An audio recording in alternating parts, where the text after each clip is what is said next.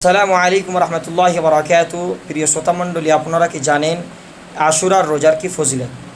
এর ফজিলত সম্বন্ধে রাসূল সাল্লাল্লাহু আলাইহি ওয়াসাল্লাম বলেন, সিয়ামু ইয়াউমি আশুরা আহতাসিবু আলাল্লাহি আই ইউকাফিরা সানাতাল্লাতী ক্বাবলাহ, রাওয়াহু মুসলিম। যে আশুরার দিনের রোজা অর্থাৎ 10 মুহররমের দিনের রোজা রাখা, রাসূল সাল্লাল্লাহু আলাইহি ওয়াসাল্লাম বলেন যে আমি আল্লাহর কাছে আশা রাখি বা আশা করি যে এই দিনের রোজা বান্দা হয়ে পূর্ববর্তী 1 বছরের গুনার কাফারা হবে।